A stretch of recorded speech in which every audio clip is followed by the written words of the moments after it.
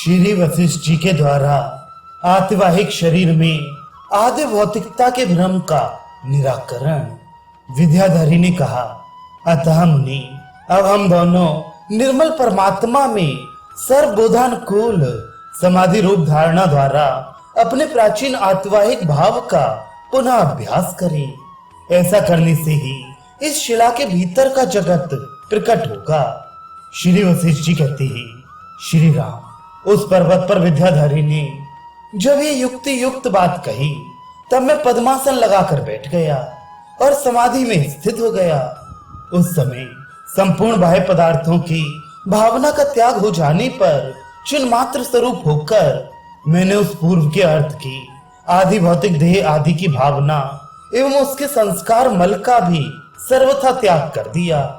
तत्पश्चात चेतनाकाश रूपता को प्राप्त हो मैंने उसी तरह उत्तम दृष्टि प्राप्त कर ली जैसे शरतकाल आने पर आकाश निर्मलता को धारण कर लेता है। तदनंतर सत्य स्वरूप परमात्मा के सुदृढ़ ध्यान अभ्यास से मेरी देह में आदि भौतिकता की भ्रांति निश्चय ही दूर हो गई तथा तत्काल ही उदय एवं अस्त से रहित होने पर भी नित्य उदित रहने वाली और अत्यंत निर्मल महाचेतनाकाश रूपता प्रकट सी हो गई।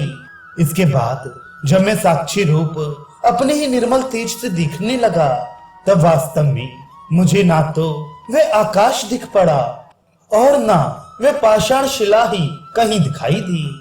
सब कुछ केवल परम तत्व में ही दृष्टिगोचर हुआ। मैंने स्वरूप बोध के पहले कभी जिसकी आकृति शिलामय देखी थी, बोध के पश्चात उसे स्वच्छ चिदघन ब्रह्मकाश रूप ही देखा। पृथ्वी आदि विकारों के रूप में उस सद्वस्तु को कहीं नहीं देखा। प्रिय श्री राम, यह जो वर्तमान काल का दृश्य प्रपंच मन को प्रत्यक्ष दिखाई दे रहा है, ये आदि भौतिक देह आदि की कल्पना द्वारा अत्यंत असत रूप से ही प्रकट हुआ है। अतः इसे तुम प्रत्यक्ष ही असत समझो और उस योगी प्रत्यक्ष को ही मुख्य प्रत्यक्ष जानो, क्योंकि उसमें सदरूप परमात्मा के यथार्थ स्वरूप का साक्षात्कार होता है। अहो, परमेश्वर की माया कैसी विचित्र है, जिसमें पाक प्रत्यक्ष में अर्थात पहले से ही जो प्रत्यक्ष है उस साक्षी चेतन में तो परोक्षता का निश्चय हो रहा है और इस परोक्ष मन में प्रत्यक्ष भाव की कल्पना आ गई है। यद्यपि स्वर्ण से कड़ा बनता है इसका सभी को अनुभव है, तथापि ये निश्चय है कि स्वर्ण कड़ा नहीं है। उसी प्रकार सूक्ष्म शरीर में आदि भौतिकता नहीं है। ये जीव विचार न करने के कारण भ्रम को यथार्थ और यथार्थ को भ्रम समझ रहा है। अहो, ये कैसी मूर्खता है, जैसे सीपी में चांदी, मृग तृष्णा में जल और एक चंद्रमा में दो चंद्रमा की बुद्धि मिथ्या ही है। उसी प्रकार आतिवाहिक शरीर में अर्थात सूक्ष्म शरीर में आदि भौतिकता की अर्थात स्थूल रूपता की बुद्धि भी माया से ही हो रही है। वह वास्तविक नहीं है।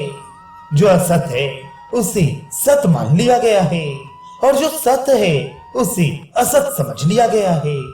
अहो, जीव के अविचार से उत्पन्न हुए इस मोह की कैसी महिमा है, जो आदि प्रत्यक्ष सूक्ष्म शरीर को छोड़कर इस वर्तमान प्रत्यक्ष स्थूल शरीर में ही सत्य बुद्धि करके स्थित है।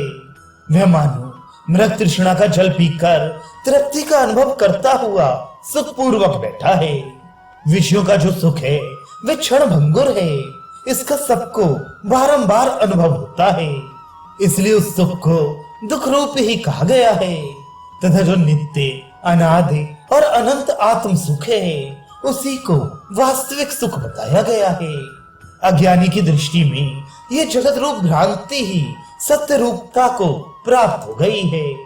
मदिरा पीकर मतवाले हुए पुरुष को ये सुस्थिर वृक्ष और पर्वत ही नाचते से प्रतीत होते हैं।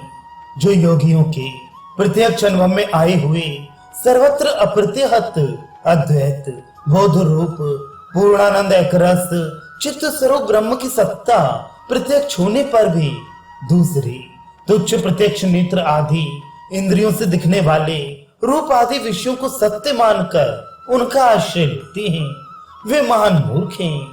अपने आप को ही धोखा देने वाले उन तृण तुल्य अधम पुरुषों से हमारा कोई प्रयोजन नहीं है।